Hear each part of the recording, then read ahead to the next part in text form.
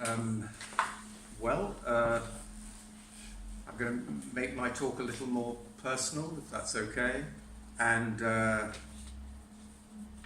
it's an odd reflection being older, because in a way we're all in the same boat. So it's just, there's a sort of sense that perhaps younger people don't think they are, and I have this image of us living on this flat earth, a flat plate spinning very rapidly, and so it has a centrifugal force. We're all being pushed out, and as you get older, at some point you're going to fall off the edge. And maybe some of us, struggle very hard just to stay, on it. And maybe when you're young, it's like being on a treadmill. You're kind of on the treadmill the other way, but it still inexorably pushes you through time to the outer rim.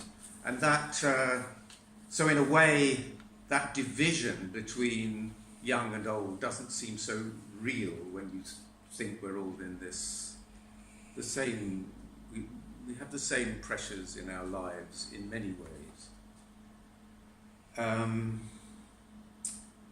But I always knew, I think, that I felt it was unusual for me that there was a point at which I didn't know it was unusual, that I always had this sense of being on this spinning plate and zipping towards the edge where I would die. Because I remember, I think in the first few days of being at university, I thought, I think about this all the time. And I think from the age of 4, I thought about it a lot, and I didn't talk about it a lot. But then when I got to university, I went to Oxford, I thought, well, all these clever people, they probably all think about it like me. And I remember a group of us being in my room, and I thought, I'll bring it up now. So...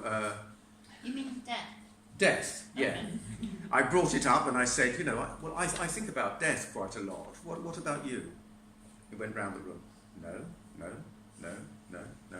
So I kind of discovered this was quite unusual.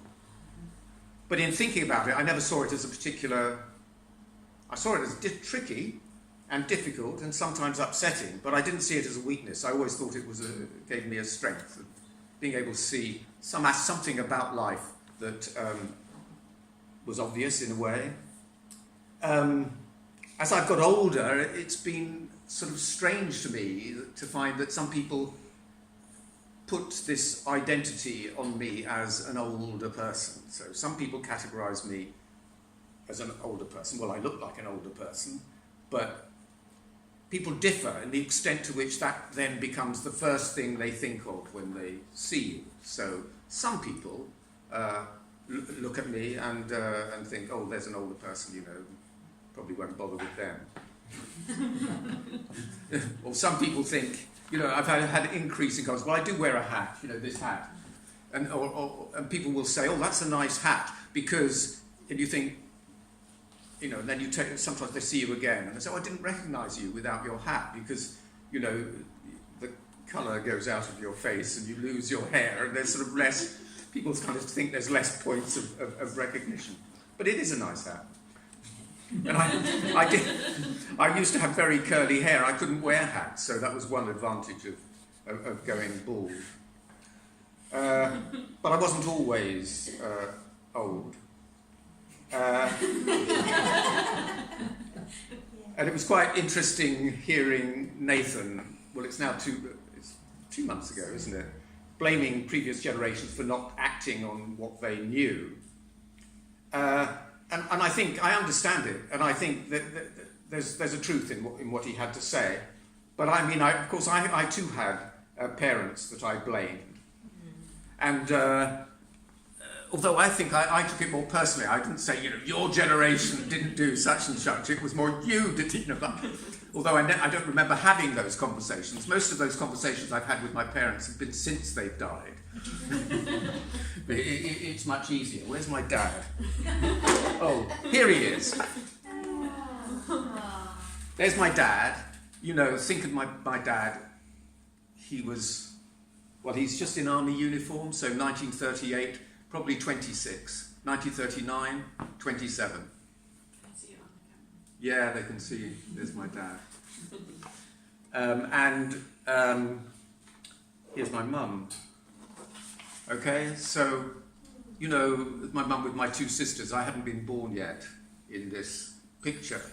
And you wouldn't believe how much blame I've heaped upon them. And they look, you know, they look completely benign in these photos. My dad, well, I think when my mum died, she came in for a tremendous amount of blame. It was almost immediately after she died. And then I got rid of it, but I couldn't get rid of the blame that I heaped upon my dad. Although this photograph that I found and then put in a frame did help, because I looked at it and I put it in the frame and I thought, here's a young man. We don't know how his life is going to turn out. We don't know that he's going to spend 5 years at war, come back, find he had a family. Well, he must have done those things you have to do in order to get a family, but he didn't know the family. And this, you know, he didn't know that his dad was going to die when he was 13 and was going to have to leave school at 14 and support the family. I mean, when he was younger. But even at 26, he probably still thought 27, the world was open to him. But it sort of closed down a bit. So he and I, well, we didn't spend that much time together. And so one of the things he did, I know that he did, was during the Second World War, he went to the Orkneys. Now, he never talked about it that much. And the Orkneys were a hell of a long way away, and it didn't seem anywhere near the theatre of war. And so I had imagined, you know, and then my Uncle Mark, who always used to pinch my face like this, was a bit irritating when he saw me as a little kid. And he said, he was then stationed in the Orkneys, and he said, I took over from your dad, you know.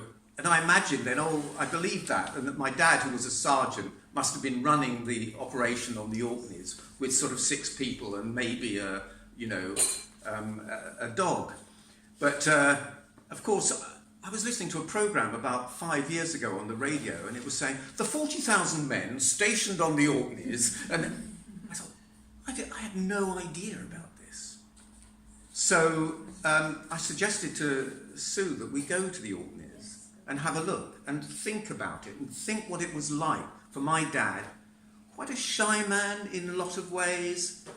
He hated swearing. He was a Jew. He was a communist. He wouldn't have had an easy time there. And perhaps that's why he didn't speak about it. And then I thought, you know, there were times that I didn't have an easy time, but we never spoke to each other about it.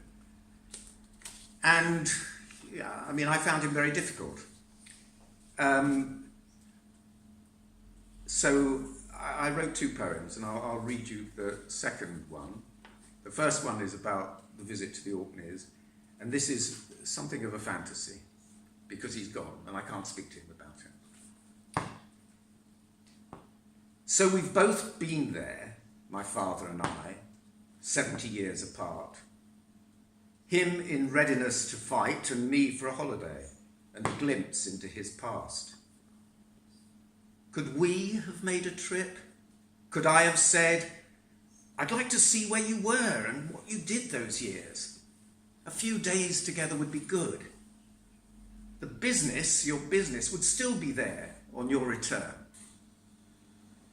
He replies, his focus on my mildly wild hair.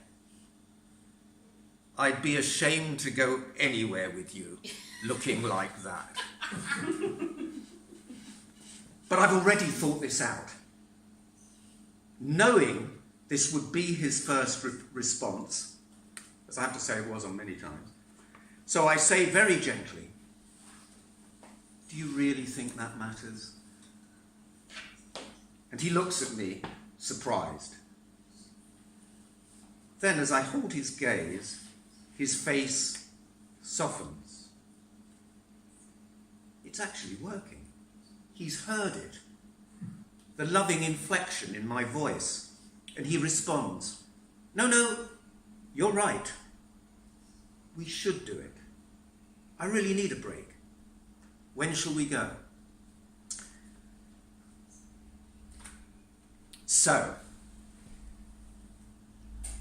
what I felt about that was, and